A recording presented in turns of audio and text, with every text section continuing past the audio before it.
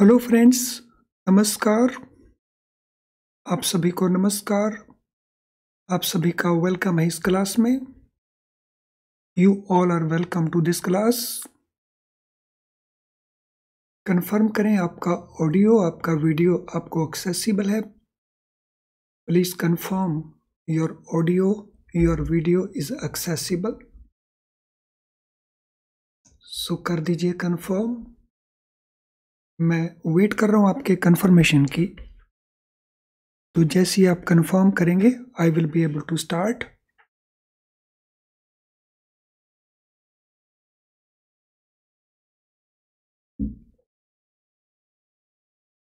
Yes, सभी confirm कर देंगे जितने स्टूडेंट क्लास में हैं।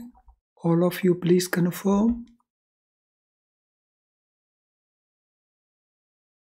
तो चलिए शुरू करते हैं आज की डिस्कशन को।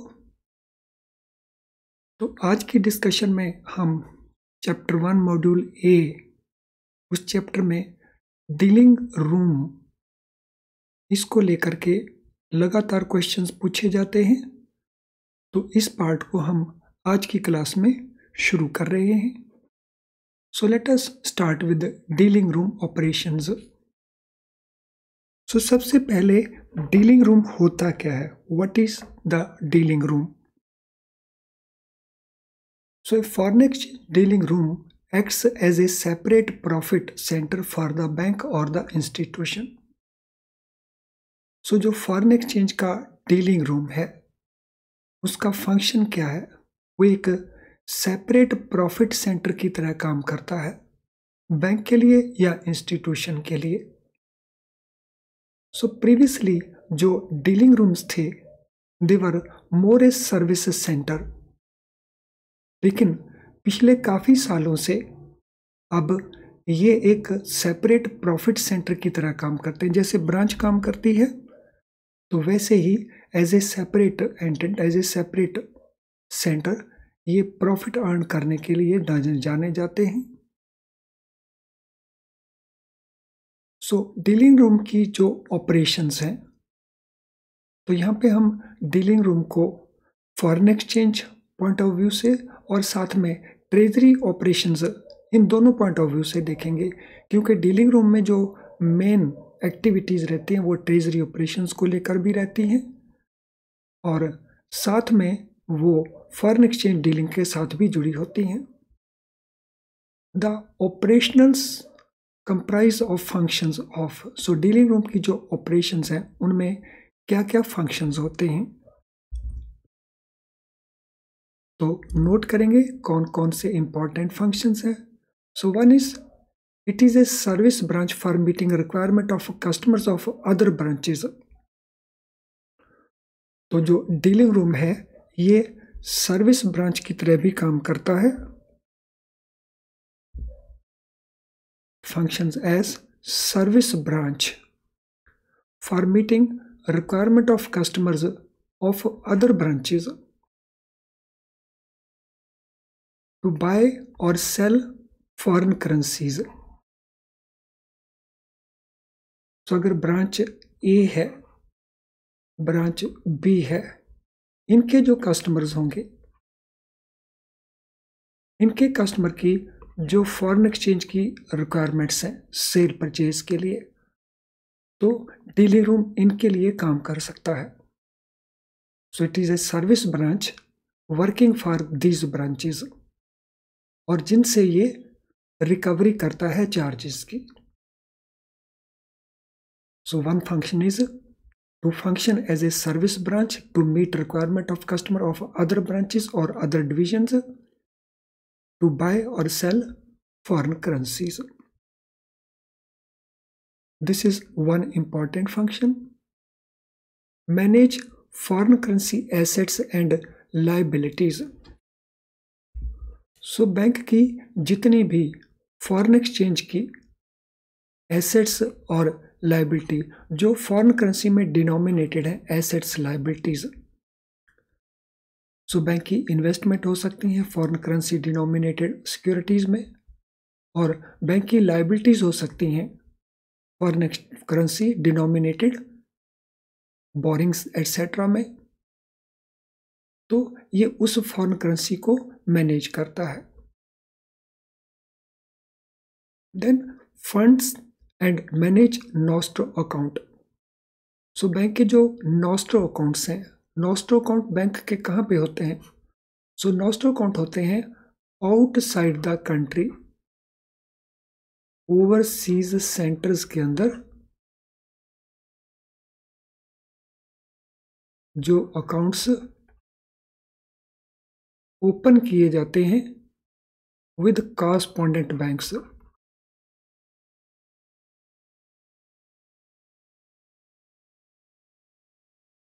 तो कॉरस्पॉन्डेंट बैंक के साथ जो अकाउंट ओपन किए जाते हैं, क्योंकि अगर हम फॉर एग्जांपल हमारा बैंक यूएस से ट्रांजेक्शन्स कर रहा है, यूएसए में इसके कस्टमर की ट्रांजेक्शन्स हैं, या यूके में कस्टमर्स की ट्रांजेक्शन्स हैं, तो बैंक उन ट्रांजेक्शन्स को कंडक्ट करने के लिए bank will be requiring some account overseas.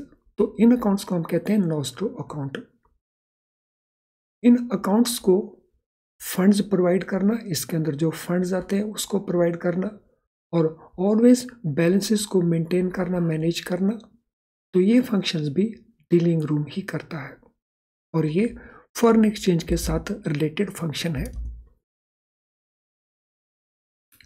Undertakes proprietary trading in foreign currencies. So foreign currencies में ये ट्रेडिंग करता है, दो तरह की ट्रेडिंग कर सकता है, यानी एक सेल परचेज ये दूसरी ब्रांचों के कस्टमर्स के लिए करता है, तो ये ट्रेडिंग एक कस्टमर्स के लिए है, और दूसरी ट्रेडिंग बैंक के अपने जो फॉरेन करेंसीज हैं उनमें। तो बैंक की जो अपनी ओन्ड फॉरेन करेंसी के एसेट्स लायबिलिटीज हैं, तो उनको जब ये ट्रेडिंग करता है तो उसको हम कहते हैं प्रोप्राइटरी ट्रेडिंग। तो इसमें फंड्स बैंक के अपने हैं, जबकि यहाँ पे फंड्स बैंक के कस्टमर्स के हैं। तो ये इसका नेक्स्ट इंपॉर्टेंट फंक्शन है।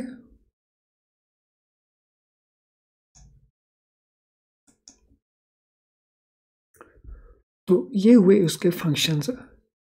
आई होप कि इसके सारे फंक्शंस आप ये ठीक से अंडरस्टैंड कर पाए होंगे। अब हम इसकी अगली डिटेल्स को कवर करेंगे। कंप्लायंस।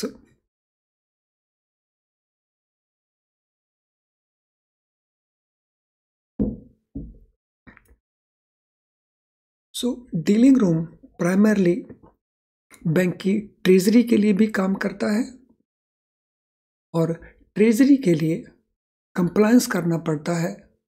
किस किस चीज़ का कंप्लायंस करना पड़ता है? Internal control guidelines of reserve bank of India. So dealing room को कैसे इंटरनली मैनेज किया जाना चाहिए रिजर्व बैंक की, उसके लिए गाइडलाइंस हैं, तो उन गाइडलाइंस को कंप्लाई करना होगा। That is one. सेकेंडली, फिडाई के रेगुलेशंस हैं। Foreign exchange dealers association of India जो बैंकों का एक ऑर्गेनाइजेशन है, जो ऑथोराइज डीलर्स हैं उनका एक ऑर्गेनाइजेशन है, और वो organisation from time to time फिडाई रूल्स और दूसरी रेगुलेशंस को बैंकों को प्रोवाइड करता है। तो बैंकों में ट्रेजरी को या फॉरेन एक्सचेंज डीलिंग रूम को इसको भी कंप्लाई करना होता है। एंड तीसरा, बैंक की इंटरनल गाइडलाइंस हैं। So internal control guidelines of RBI, इसको कंप्लाई करना, फिडाई के रेगुलेशंस को कंप्लाई करना, और internal guidelines of the bank इनको कंप्लाई करना। तो ये सारी की सारी कंप्लायंस डीलिंग रूम को इंश्योर करनी है। नो, डीलिंग रूम का सेग्रीगेशन। डीलिंग रूम को 3 डिफरेंट पार्ट्स में सेग्रीगेट किया जाता है। सो बैंक की जो इंटेग्रेटेड ट्रेजरी की एक्टिविटी है, सो इंटेग्रेटेड ट्रेजरी हम किस ट्रेजरी को कहते हैं? वो ट्रेजरी जो गवर्नमेंट सिक्योरिटीज में भी डील करती है, जो फॉरेन एक्सचेंज या फॉरेन करेंसी में भी डील करती है। CRR, SLR इनको भी मैनेज करती है। और बहुत सारे ऐसे फंक्शंस हैं जो ट्रेजरी का पार्ट है, इंटेग्रेटेड ट्रेजरी का।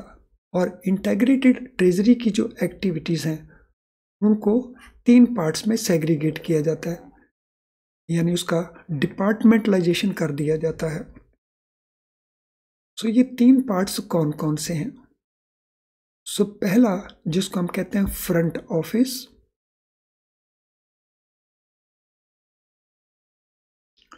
Front office is also known as dealing room. इसको डीलिंग रूम भी कहा जाता है। Then we have mid office.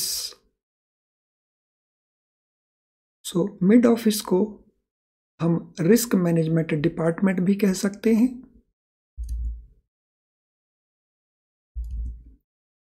और तीसरा है बैक ऑफिस। तो back office means settlements, accounting and reconciliation department.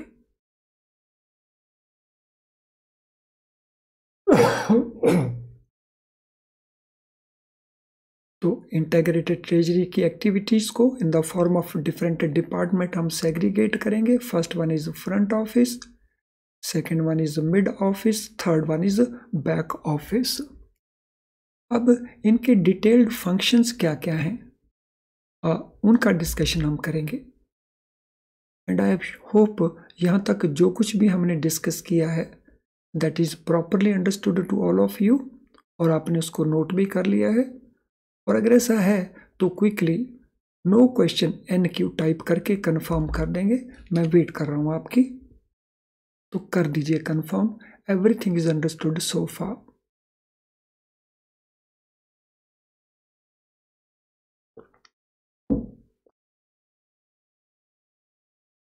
Yes, do it quickly. So पहले हम बात करेंगे फ्रंट ऑफिस और डीलिंग रूम की। सो फ्रंट ऑफिस में क्या होता है, फ्रंट ऑफिस में कौन लोग काम करते हैं, उनका क्वालिफिकेशंस, उनका बाकी एस्पेक्ट्स क्या क्या होने चाहिए। सो फ्रंट ऑफिस में डीलर्स काम करते हैं। There are dealers, and dealers are the persons who are actually doing buying and selling of currencies.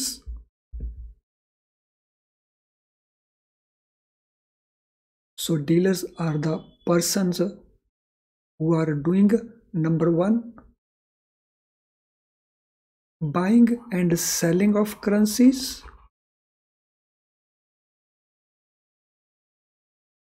Number two,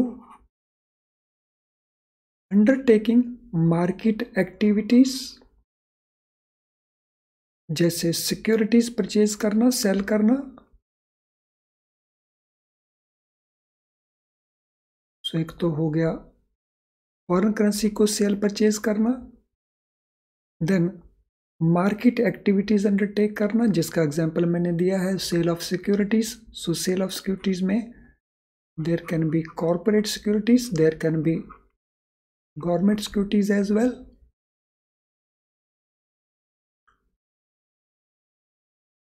so these people are most critical man power element.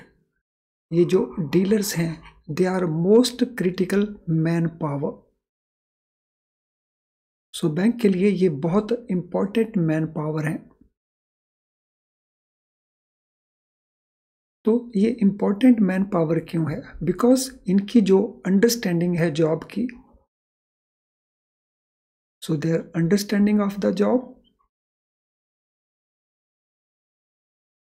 Secondly, their risk taking capacity,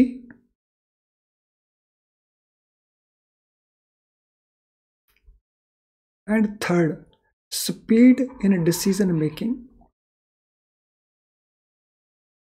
क्योंकि market में जो opportunities आती हैं वो seconds के लिए आती हैं, मिनट्स के लिए आती हैं। तो उसी पीरियड के दौरान इनको डिसाइड करना होता है whether to go for a particular transaction और not to go for a particular transaction.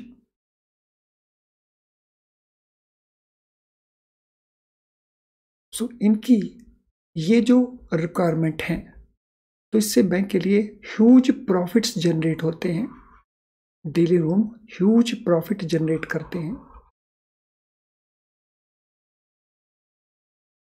तो ट्रेडिंग एक्टिविटीज के थ्रू और मार्केट एक्टिविटीज के थ्रू ये ह्यूज प्रॉफिट जनरेट करते हैं। इसीलिए इनकी जो जॉब की अंडरस्टैंडिंग है, इनकी जो रिस्क टेकिंग कैपेसिटी है, इनका जो डिसीजन मेकिंग में जो रिक्वायर्ड स्पीड है, तो ये हाई लेवल की होनी चाहिए। इसलिए इनकी जो क्रिटिकल मैन पावर है, ये बहुत इंपॉर्टेंट मैन पावर है बैंक के लिए। इसमें स्पेशलिस्ट बैंक रिक्रूट करते हैं। ए माइनर मिस्टेक और misjudgement may wipe off the entire day's profit in a second. तो अगर ये लोग माइनर मिस्टेक भी कर जाएं या इनकी जजमेंट मिस जजमेंट हो जाए, तो पूरा दिन या पूरा वीक या पूरा मंथ उसके जो प्रॉफिट्स हैं उनको 1 सेकंड में उनकी वो गलतियां समाप्त कर सकते हैं। बिकॉज यहाँ पे जो वॉल्यूम्स हैं, सो वो वॉल्यूम्स स्मॉल मार्जिन नहीं होते, वो volumes very very large volumes होते हैं ट्रांजैक्शंस के, जिसमें प्रॉफिट भी बहुत होता है। और अगर मिस जजमेंट हो, मिस्टेक हो जाए, तो फिर वो लॉस भी बहुत ज़्यादा होता है। इसीलिए इनकी जो स्किल्स हैं वो क्रिटिकल स्किल्स हैं डीलर्स की।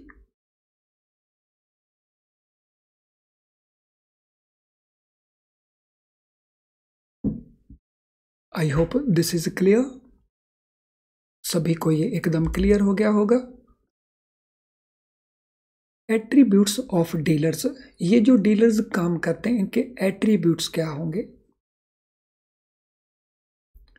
सो what are the attributes of these dealers? इन डीलर्स के एट्रीब्यूट्स क्या क्या हैं? Ability to work under stress, तो रिस्क टेकिंग हो, ह्यूज वॉल्यूम्स हो, डिसीजन मेकिंग में स्पीड चाहिए और वो भी एक्यूरेसी के साथ, तो they may be under lot of stress all the times, hence they must be able to work under stress. तो ये इनकी पहली रिक्वायरमेंट है, they should have been able to work under stress. बहुत चैलेंज सिचुएशंस रहती हैं। Secondly, willingness to accept responsibilities, तो ये रिस्पॉन्सिबिलिटीज को एक्सेप्ट करें, इसके लिए इनकी विलिंगनेस होनी चाहिए।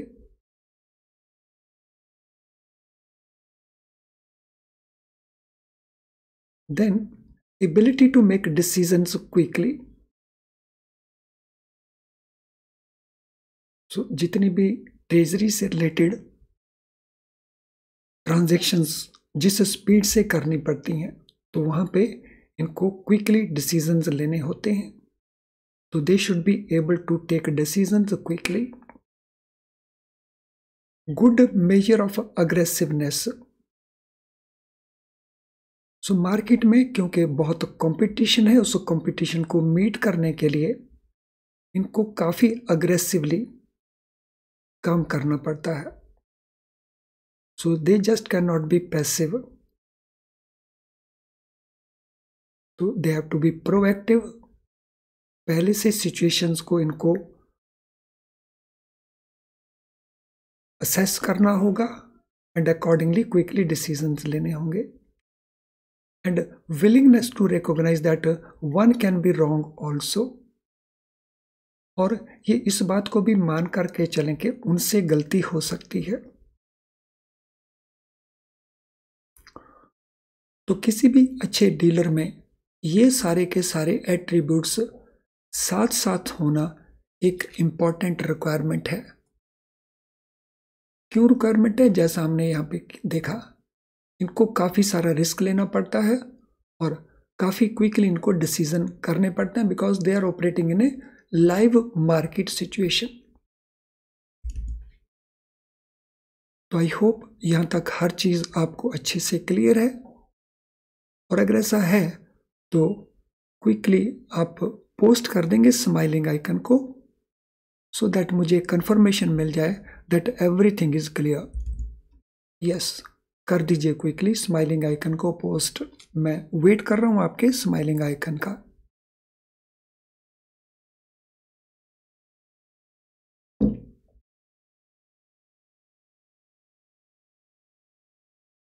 अब हम बात करेंगे पोजीशंस की। पोजीशंस क्या होती हैं? सो पहले पोजीशंस को हम अंडरस्टैंड कर लेंगे, पोजीशंस क्या होती हैं। सो पोजीशंस होती हैं आउटस्टैंडिंग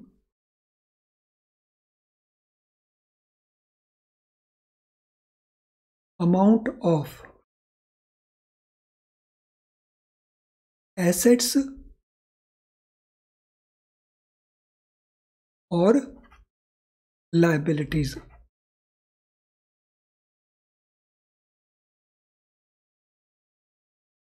उनको हम कहते हैं पोजीशंस। फॉर एग्जांपल, जैसे आपकी ब्रांच के अंदर कैश है,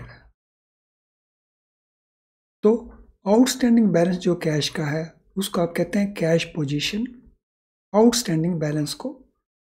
ऐसे ही फॉरेन एक्सचेंज की एसेट्स लायबिलिटीज़ हैं, ऐसे ही सिक्योरिटीज मार्केट की एसेट्स लायबिलिटीज़ हैं। तो उनका जो आउटस्टैंडिंग वैल्यू है उसको हम कहते हैं एसेट्स एंड उसको हम कहते हैं पोजीशंस। तो एसेट्स हमारे रिसीवेबल्स हैं, ये अमाउंट हमने रिसीव करना होता है, और लायबिलिटीज हमारी पेएबल्स हैं, यानी हमारे रिसीवेबल एसेट्स और पेएबल लायबिलिटीज, इनका जो आउटस्टैंडिंग बैलेंस है, अमाउंट है, वैल्यू है, उसको हम कहते हैं पोजीशंस। और जो डीलर्स हैं उनको दो तरह की पोजीशंस मेंटेन करनी होती हैं। एक पोजीशन है फंड्स पोजीशन, बिकॉज इनको ऑपरेट करना है, उसके लिए इनको फंड्स चाहिए, तो इसलिए फंड्स की जो पोजीशन है दे हैव टू मेंटेन, ताकि जैसे ही ज़रूरत पड़ती है फंड्स की, इनके पास फंड्स अवेलेबल हों। और सेकेंडली, अगर इनके पास सरप्लस फंड्स पड़े हैं तो फिर इनको इन्वेस्टमेंट करना होगा। Secondly, currency position. So currency position in different currencies, उसको भी इनको मैच करना होता है। तो दो तरह की पोजीशंस को ये मेंटेन करते हैं। अब इन पोजीशंस को थोड़ा हम डिटेल में अंडरस्टैंड करने की कोशिश करेंगे।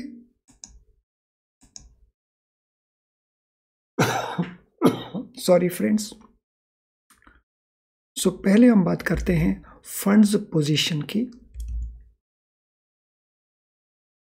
Funds position reflects inflow and outflow of funds. So जो फंड्स पोजीशन है, तो बैलेंस कैसे बनता है? सो बैलेंस बनता है इनफ्लो से, यानी जो अमाउंट क्रेडिट हो रहा है, और आउटफ्लो से, जो अमाउंट डेबिट हो रहा है। सो फंड्स पोजीशन क्या रिफ्लेक्ट करती है? Inflow and outflow, means receivables and payables. Receivable represent करते हैं एसेट्स को, और पेबल्स रिफ्लेक्ट करते हैं लायबिलिटीज को। Any mismatch will subject the bank to interest rate risk. अगर फंड्स पोजीशन में मिसमैच हो, फॉर एग्जांपल, अगर हमारी जो रिसीवेबल्स हैं एक पर्टिकुलर पीरियड के अंदर, अगर उनकी वैल्यू लेट अस से 200 मिलियंस है, और जो हमारे पेएबल्स हैं उनकी वैल्यू 300 मिलियन है, तो देयर इज ए मिसमैच। और इस मिसमैच का इम्पैक्ट क्या होगा? बैंक को इंटरेस्ट रेट रिस्क को फेस करना पड़ेगा। So bank interest rate risk को फेस करेगा, बिकॉज इसके लिए बैंक को पेबल के लिए ओवरड्राफ्ट रेज करना पड़ेगा, और वो भी फॉरेन करेंसी में इन अ नॉस्टो अकाउंट। तो इनको मीट करने के लिए लाइबिलिटीज को, पेबल्स को, बैंक में have to raise loan overdraft form में, जिसके ऊपर बैंक को इंटरेस्ट पे करना पड़ेगा। ऑन द अदर हैंड, अगर रिसीवेबल 400 है और पेबल 300 है, तो फिर यहां पे सरप्लस है। अगर इस सरप्लस को बैंक ने प्रॉपरली इन्वेस्ट नहीं किया, तो फिर जो इंटरेस्ट इनकम है उसका लॉस है। So there will be loss on interest income. और इनके वॉल्यूम्स बहुत हाई होते हैं। So interest income, there could be lot of amount of interest income. और अगर इम्बैलेंस हुआ, ओवरड्राफ्ट रेज करना पड़ा, तो देयर में B lot of expenditure also. तो इसलिए इनको जो फंड्स पोजीशन है उनको हमेशा मैच बनाए रखना पड़ेगा। Funds position comprises of items which are ready in nature. इन फंड्स के अंदर क्या होगा? सो इनमें ऐसे फंड्स होंगे जो रेडली अवेलेबल हैं, इमीडिएटली अवेलेबल हैं।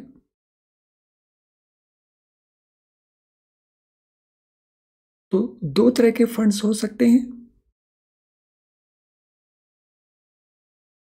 So funds that are ready in nature, वो हमारी इमीडिएट पोजीशन को इंपैक्ट करेंगे। और अगर वो फॉरवर्ड्स की फॉर्म में है, हमारे कुछ एसेट्स इमीडिएटली मैच्योर नहीं हो रहे जो फ्यूचर में मैच्योर होंगे, अगर वो पोजीशन फ्यूचर एसेट्स की फॉर्म में है, तो हमारी funds position at a later date affect करेंगे। सो लेट अस से 2 मंथ्स के बाद हमारे जो रिसीवेबल्स हैं आने वाले, तो उनका वैल्यू 400 है, और 2 मंथ्स में जो हमारी लायबिलिटी मैच्योर होने वाली हैं उनका वैल्यू 350 है। तो ये मिसमैच फ्यूचर में जाके बनने वाला है। So there can be current mismatch, funds position immediately, वो राइज होगा स्पॉट ट्रांजैक्शंस के कारण, और लेटर डेट के ऊपर ये इंपैक्ट होगा फॉरवर्ड ट्रांजैक्शंस के कारण। सो स्पॉट ट्रांजैक्शंस और फॉरवर्ड ट्रांजैक्शंस क्या होती हैं, ये ऑलरेडी हम डिस्कस कर चुके हैं किसी और लेसन के अंदर, जिसको आप रेफर कर सकते हैं।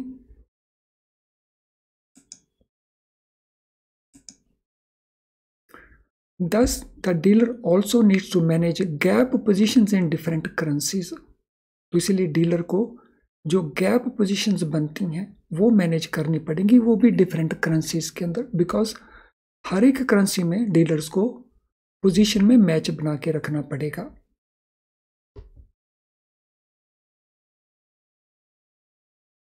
चलिए फ्रेंड्स, जिन स्टूडेंट्स का अभी तक लाइक डिसलाइक नहीं हुआ है वो लाइक डिसलाइक को कंप्लीट कर देंगे।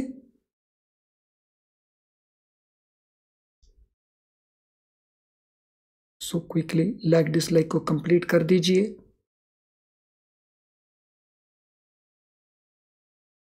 और इस स्लाइड के ऊपर काफ़ी इंपॉर्टेंट जानकारी दी गई है, इंफॉर्मेशन प्रोवाइड की गई है। मेरी रिक्वेस्ट है आप सभी से, तो इस इंफॉर्मेशन को भी केयरफुली रीड कर लें, और यहाँ पे आपको बहुत सारी हेल्प मिलने वाली है, तो इसको भी आप केयरफुली रीड कर लें।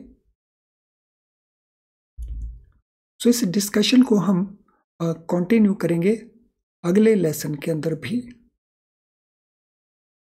तो अभी मैं इस क्लास को वाइंड अप करूँगा, और इसका जो डिस्कशन है हम आने वाली क्लास में कंटिन्यू करेंगे।